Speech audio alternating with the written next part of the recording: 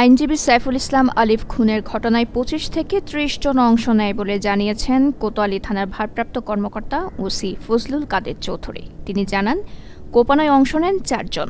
ঘটনাস্থলে video footage দেখে police ইতিমধ্যে ৮ জনকে গ্রেপ্তার করেছে। বাকিদের গ্রেপ্তারে অভিযান চলছে। এছাড়া পুলিশের ওপর হামলায় জড়িত অভিযোগে গতকাল বৃহস্পতিবার আরও ৭ জনকে গ্রেপ্তার করা হয়েছে। বাংলাদেশের পরিস্থিতির ওপর ভারতের অযাচিত উদ্বেগ প্রকাশ থেমে নেই।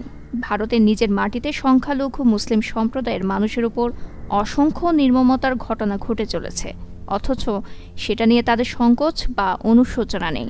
ভারতের এই দ্বিচারিতা নিন্দনীয় ও আপত্তিকর। আইন উপদেষ্টা অধ্যাপক আসিফ নজরুল সামাজিক যোগাযোগ মাধ্যম ফেসবুকে আজ শুক্রবার এক পোস্টে কথা লিখেছেন।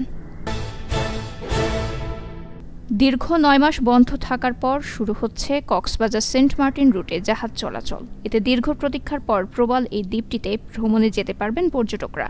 সিদ্ধান্ত অনুযায়ী ট্রাভেল পাস নিয়ে দিনে মাত্র ২,০০০ পর্যটক যেতে পারবেন সেন্ট মার্টিনে। আপাতত ডিসেম্বর-জানুয়ারি এই ২ মাস সেন্ট মার্টিনে রাত্রি যাপন করতে পারবেন পর্যটকরা। এখন পর্যন্ত চলাচলের অনুমতি পেয়েছে ৩টি জাহাজ।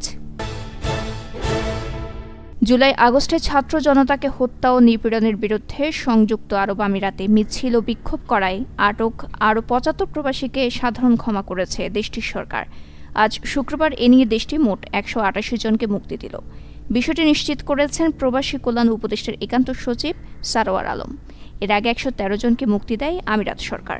এ নিয়ে মোট ১৮৮ জন ছাত্র জনতার আন্দোলনের সমর্থনে বিক্ষোভ মিছিল করার অভিযোগে গ্রেপ্তার হওয়া প্রবাসী মুক্তি পেলেন।